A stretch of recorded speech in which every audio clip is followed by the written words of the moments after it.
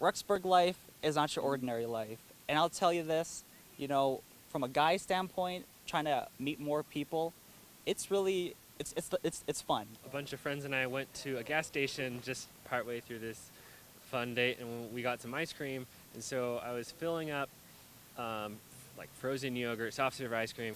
Well, I took this girl on a date, and she needed to be back, I don't remember when, like maybe 4 in the afternoon. And so I asked her what time it was, and she said it was like 10:03, but it was obviously well into the afternoon. And so I wanted to make a joke. I think it's 3:10. Like, what do you like? And when it was time for us to like have some drink, they had juice and then they had alcohol present in the date. So I was mostly close to the girls. I wasn't close to the guys, so they didn't know I don't take alcohol as a Mormon. And so they just took my cup with alcohol, mixed it with juice, and gave it to me. So I was a junior in high school, and this really popular guy asked me to the homecoming dance, and I was like, whoa, because I was a total nerd. And so we went to the dance, and it was awesome. So once I went on a date to the rock climbing gym here in Rexburg, and I was rock climbing up the wall, and there was this girl next to me, and we were about 20 feet up, and she just fell down. And her, I was gonna say companion, her friend though, she got into shock, and she just let go of the rope. I get there to the prom, and we have a good time. We're with our friends, we're with a group that we know pretty well. Then we go to the after party, which is going to be super fun, and we're going to spend all night in this bounce house, like amusement park, indoor.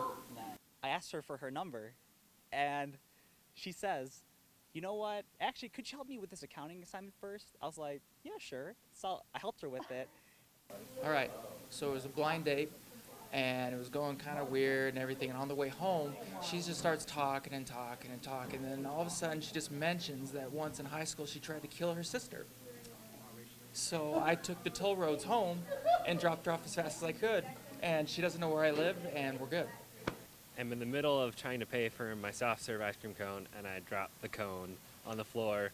Super embarrassing, I had to clean it up. It was great. Like, my date didn't even know what to say. She's like, oh, I'm sorry. It was great. And she kind of got all quiet and looked down, and I was like, what? And she's like, I am dyslexic. And so I had to take her home, and it was real awkward. And one of the girls was like, oh no, Fortune doesn't take alcohol. And It turned out he'd had a girlfriend for 4 months, and he cheated on her with me. That was really uncomfy, so his girlfriend hated me. She had reasons, good reasons too. So this girl just fell and just snapped her ankle, and my date, instead of helping me down, he just stood there and didn't know what to do, and he awkwardly laughed while this girl was screaming and crying. So I was just hanging onto the wall like, okay, I want to get down now. And I couldn't because he was just, nervously laughing. Go into one of the bounce houses, and she's just making out with some other guy.